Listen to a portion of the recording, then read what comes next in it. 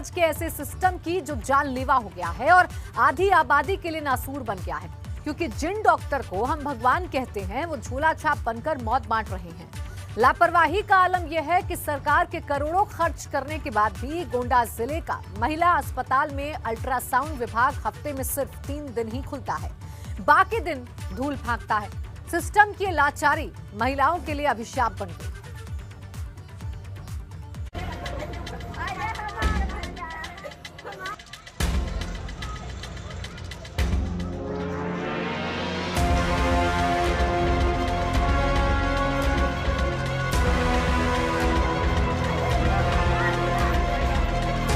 गोंडा उत्तर प्रदेश का एक ऐसा जिला जहां डॉक्टर के भेष में झोला छाप शैतान रहते हैं। लोग इन्हें ईश्वर का दूसरा अवतार कहते हैं, इन्हें पूजते हैं, लेकिन ये अपनी झोला छाप डिग्री से उन्हें मौत बांटते हैं। और ये मातम, ये रोष, ये गुस्सा, ये चीख पुकार झोला छाप डॉक्टर के द्वारा बांटी गई इस मौत का नतीजा है, जिसने उस परिवार की खुशियों को गम में बदल दिया, जहां नवजात के आने की खुशियां मनाने की तैयारी चल रही थी। लेकिन झोला छाप डॉक्टर ने मौत का एक ऐसा इंजेक्शन लगाया कि प्रसूता और गर्भ में पलने वाले बच्चे की ही मौत हो गई।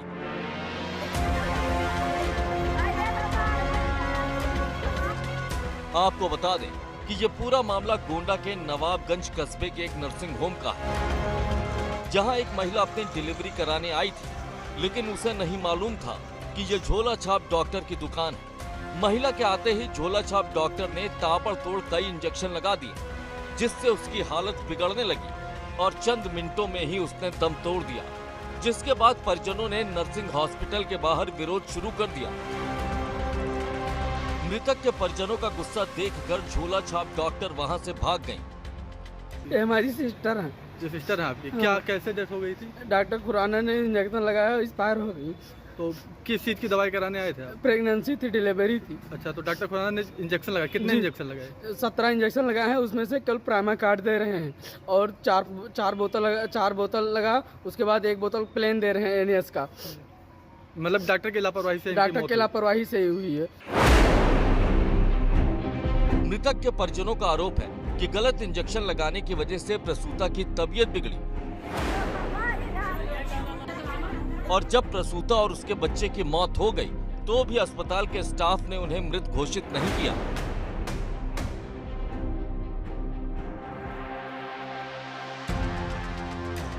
इस पूरी घटना ने गोंडा में फैले झोला छाप डॉक्टर के रैकेट को फिर से उजागर कर दिया है।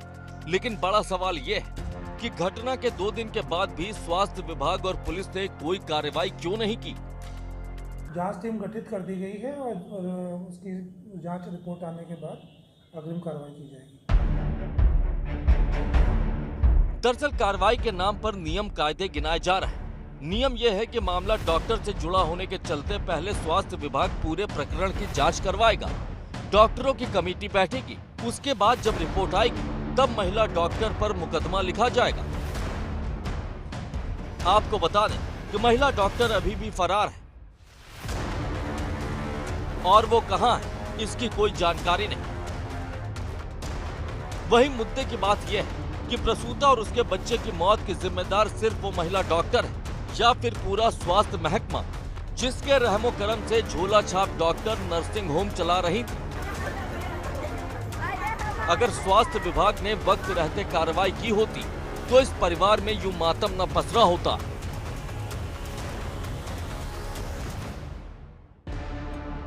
वैसे गोंडा का पूरा स्वास्थ्य सिस्टम ही लाचार है, क्योंकि बात झोला छाप डॉक्टर की हो या फिर जिला महिला स्वास्थ्य अस्पताल की, हर जगह लापरवाही की पराकाष्ठा है। मरीज उनके लिए सिर्फ नंबर है, वो जिए या मरे, इससे उन्हें कोई फर्क नहीं पड़ता।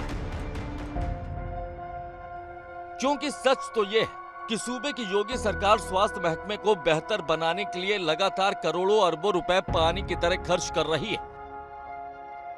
लेकिन इसके बाद भी गोंडा जिले के महिला अस्पताल में अल्ट्रासाउंड विभाग हफ्ते में सिर्फ 3 दिन ही खुलता है और इसकी वजह है रेडियोलॉजिस्ट डॉक्टर की तैनाती न होना। अब सवाल इस बात का कि जब सरकार करोड़ों अरबों रुपए खर्च कर रही है तो फिर क्यों गोंडा महिला अस्पताल में एक रेडियोलॉजिस्ट की पोस्टिंग नहीं हो पाई? जबकि गोंडा महिला चिकित्सालय में अल्ट्रासाउंड के लिए कई मशीनें लगी हुई हैं, लेकिन ये सब स्वास्थ्य विभाग की लापरवाही की वजह से धूल खा रही हैं और मरीजों को प्राइवेट अस्पताल में जाकर 500-600 रुपए देकर अल्ट्रासाउंड कराने के लिए मजबूर होना पड़ रहा है। मैं अल्ट्रासाउंड कराया है, आई थे हफ्ते में 3 दिन खुलता है, फिर बतरे गरीब मनाई है 5 दिन उधार पैसा लेके आए थे, बाहर अल्ट्रासाउंड कराया। हम लोग चाहते हैं फ्री में, जब फ्री में होता है तो फ्री में हो ना, मेरे पैसा क्यों खर्चा हो, गरीब है।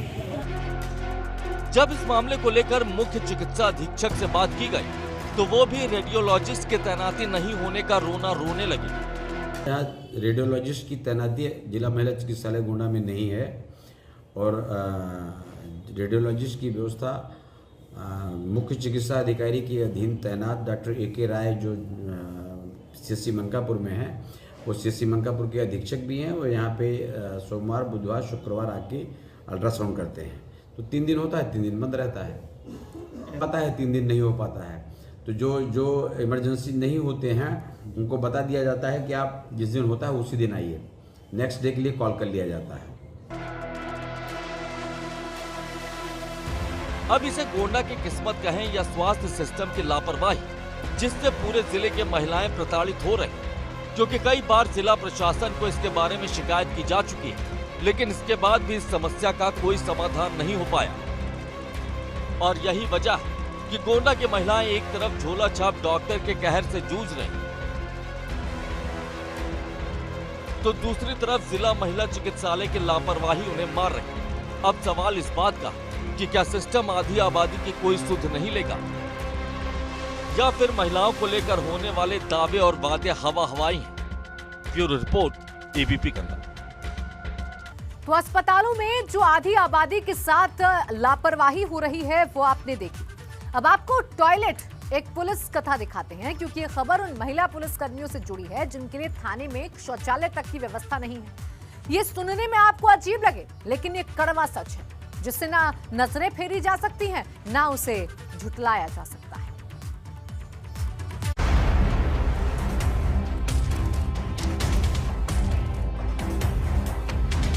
देश की हर योजना, हर चुनाव में आधी आबादी का जिक्र हो। स्वच्छ भारत अभियान के तहत गांव-गांव, घर-घर शौचालय बनाए जा रहे हैं। सरकार शौचालयों को महिलाओं के सम्मान और स्वाभिमान का प्रतीक बताकर उन्हें इज्जत घर का नाम दे रही है। लेकिन आपको पता चले कि प्रदेश के पुलिस थाने में महिलाओं के लिए अलग से कोई शौचालय ना हो तो बात गंभीर हो जाती है, क्योंकि ये उत्तर प्रदेश का वो कड़वा सच है जिससे ना नजरें फेरी जा सकती हैं, ना उसे झुठलाया जा सकता है।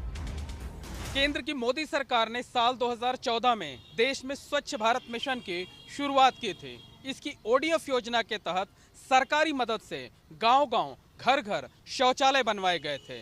सरकार ने इन शौचालयों को महिलाओं के सम्मान और स्वाभिमान से जोड़ते हुए इन्हें इज्जत घर का नाम दिया था। ऐसे में उत्तर प्रदेश के पुलिस थानों में महिला शौचालयों का न होना न सिर्फ सिस्टम पर सवाल खड़े करता है, बल्कि बेहद शर्मनाक भी है। आंकड़ों के मुताबिक यूपी में इस वक्त 1425 पुलिस थाने हैं, लेकिन इनमें से सरकारी तौर पर किसी भी थाने में महिलाओं के लिए अलग से कोई शौचालय नहीं है। ऐसा नहीं है कि थानों में महिलाओं के लिए अलग शौचालय की समस्या पर कभी किसी ने गौर नहीं किया। तकरीबन 20 बरस पहले 2001 में तत्कालीन राजनाथ सिंह सरकार ने 394 थानों में महिलाओं के लिए अलग शौचालय बनाए जाने को मंजूरी देते हुए बजट पास किया था। लेकिन हैरानी की बात यह है कि 20 साल बीतने के बाद भी इन 394 में से किसी भी एक थाने में शौचालय का निर्माण नहीं हो सका, और जिन थानों में महिला कर्मियों के लिए शौचालय हैं, वो निजी तौर पर बनाए गए, यानी सरकार की उस योजना का इसमें कोई योगदान नहीं।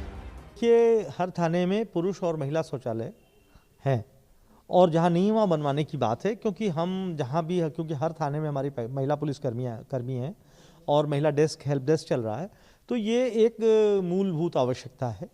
और जेंडर जो बैलेंस की बात है, जेंडर सेंसिटाइजेशन की बात है, तो सबसे पहले यही होता है कि हम महिलाओं की, उनकी जो व्यक्तिगत ज़रूरतें, उनका भी ध्यान रखें कार्यस्थलों पे। तो ये हमारी पूरी कोशिश रहती है कि हर थाने में है। वैसे जहाँ नहीं है, ये मैं अभी सर्वे कर लेता हूँ, और वहाँ पर उसे ठीक कराने की कवायद पूरी तत्परता से और पूरी संवेदनशीलता से शीघ्र की जाएगी। आपको बता दें कि ये चौंकाने वाला खुलासा लॉ की पढ़ाई कर रही 12 छात्राओं की टीम ने अपना प्रोजेक्ट वर्क तैयार करते हुए किया है, जिन्होंने इलाहाबाद हाई कोर्ट के सीनियर एडवोकेट कमल कृष्ण राय के अंडर में इंटर्नशिप करते हुए प्रयागराज शहर के 17 पुलिस थानों का मुआयना किया, जहां छात्राओं को 17 में से सिर्फ 5 थानों में ही महिलाओं के लिए अलग शौचालय मिला, जबकि हर थाने में महिला कर्मियों की तैनाती थी, लेकिन उनके लिए अलग शौचालय का कोई इंतजाम नहीं था। से हमने कुछ चौकियां देखी, कुछ पुलिस थाने देखे, वहाँ जाके हमने लोगों से बात करी और जैसे पुलिस थाने थे उन सब की पिक्चर्स क्लिक करी, एक रिपोर्ट बनाई।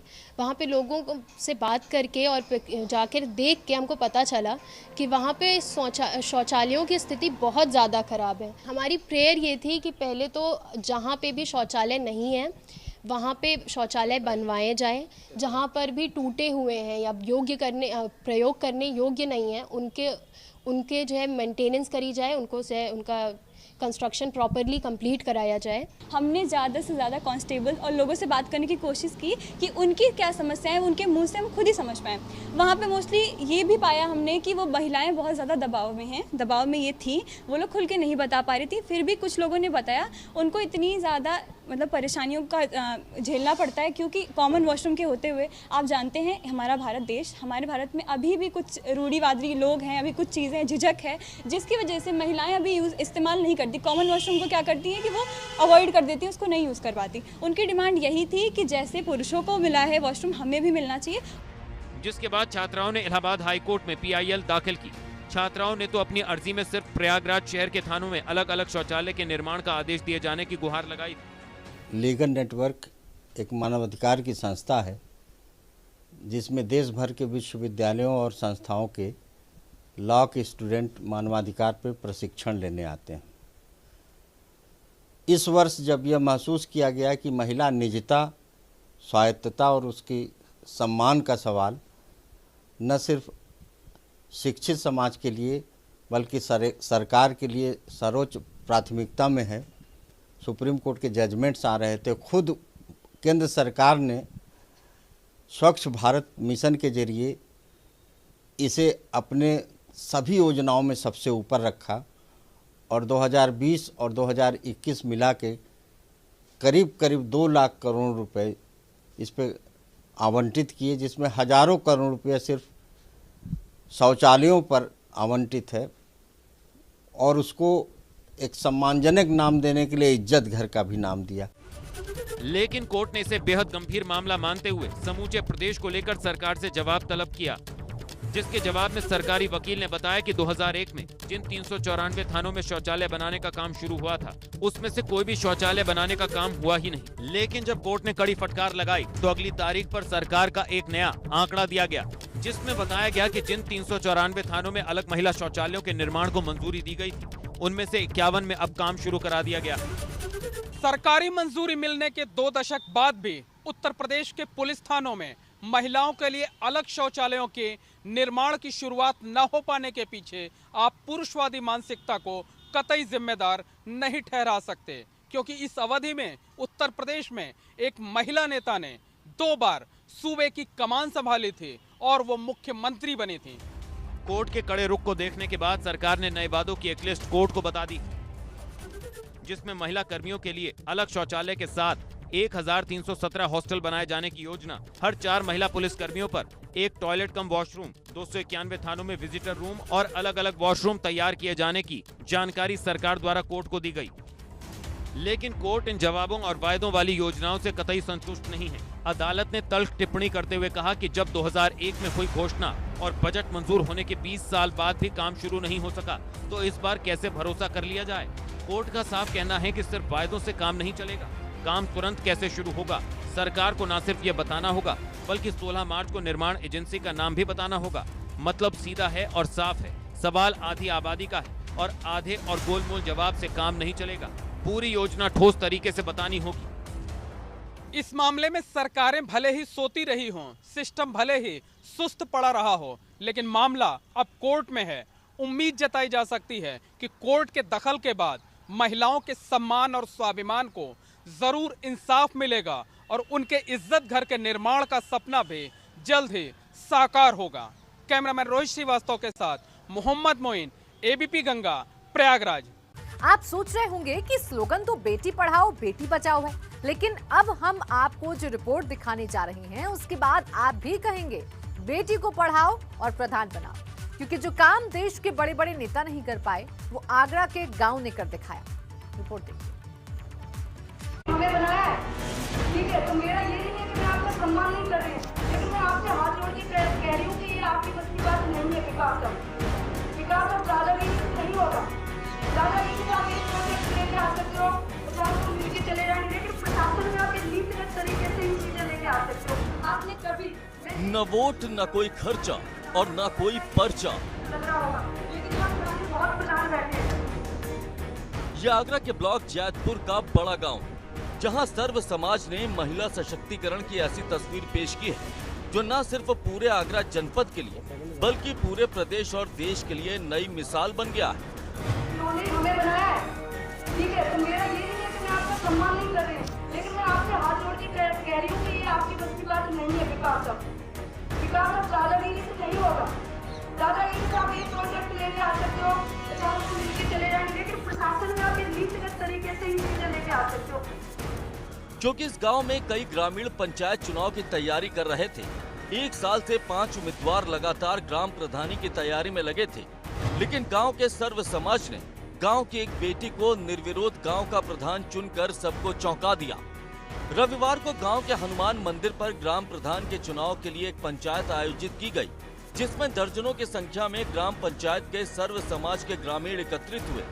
लोगों को लगा कि चुनाव होगा, लेकिन पंचायत में सर्व समाज की सहमति से गांव के ही किसान किलेदार की बेटी सरला सिंह गुर्जर को निर्विरोध ग्राम प्रधान बनाने का ऐलान कर दिया गया। आपको बता दें कि निर्विरोध ग्राम प्रधान बनी सरला देवी पत्रकारिता की पढ़ाई कर प्रशासनिक अधिकारी बनने की तैयारी कर रही हैं। गांव वालों को भरोसा है कि पढ़ी लिखी बेटी गांव के प्रधान बनेगी तो गांव का विकास होगा, तरक्की के नए रास्ते खुलेंगे। हमारे गांव में कोई भी बहुत शिक्षित प्रधान नहीं हुए अब तक। उन्होंने अपने स्तर से जितनी उनकी जानकारी थी, जितना भी उनको नॉलेज थी, उस स्तर से उन्होंने बहुत प्रयास भी किए हैं, काम हुए भी हैं। बट जिस लेवल का आज होना चाहिए, आज जो ज़रूरतें हैं, तो वो शिक्षित ना होने के कारण बहुत सारी चीज़ों तक उनकी पहुँच ही नहीं बन पाई। जैसे 1 लाख योजना हिंदुस्तान में अलग अलग राज्य सरकारों और सेंट्रल गवर्नमेंट की तरफ से, सांसद और विधायक निधि से और प्रधान की निधि से भी आ रही हैं, तो चूँकि जानकारी का अभाव होने के कारण वो लोगों तक नहीं पहुंची हैं, लोगों के खाते तक नहीं खुले हैं अभी। मतलब अगर मैं पढ़ी लिखी हूँ तो मुझे इसमें पार्टिसिपेट करना चाहिए और मेरे माध्यम से जितना भी एक हो पाएगा मैं पूरा करने की कोशिश करूँगी। वहीं गांव वालों ने निर्विरोध ग्राम प्रधान चुनकर होने वाले उस खर्च को भी बचा लिया जो आमतौर पर चुनाव के दौरान होते हैं। जात के बारे में ये है कि मतलब हम तो चाह रहे हैं, मतलब इसी वजह से हमने मतलब पंचायत जोड़ के और भी पंचायत जोड़ के इसी वजह से हमने वो लड़की मतलब चुनी है। और जो खर्चा होगा तो वो खर्चा गवर्नमेंट हमको दे, मतलब तो हम अपनी ग्राम समाज में लगाएं और उससे मतलब कोई वो उन्नति करें। लेकिन सवाल सिर्फ इतना नहीं है कि एक गांव ने एक लड़की को निर्विरोध प्रधान चुन लिया। सवाल इससे कहीं ज्यादा बड़ा है, क्योंकि ये उस दौर में हुआ जब संसद में महिला आरक्षण का बिल 2010 से लटका पड़ा है। और उससे भी बड़ी बात यह है कि जो इच्छा शक्ति देश के बड़े बड़े नेता नहीं दिखा पाए, वो आगरा के एक गांव में ग्रामीणों ने अपनी बेटी को आगे बढ़ाकर दिखा दिया। सच यही है कि महिलाओं को आगे बढ़ाना है तो ये सिर्फ कहने से नहीं चलेगा। अगर सच में महिलाओं को सशक्त बनाना है और आगे बढ़ाना है तो आगरा के जैतपुर के बड़े गाँव के लोगों जैसी इच्छा शक्ति दिखानी होगी। Bureau report, ABP Ganga. कह रही हूँ कि ये आपकी बस की बात नहीं है। विकास अब दादागिरी से नहीं होगा। दादागिरी से आप एक प्रोजेक्ट लेके आ सकते हो, 4 लोग मिलकर चले जाएंगे, लेकिन प्रशासन में आप एक नीतिगत तरीके से ही चीजें लेके आ सकते हो।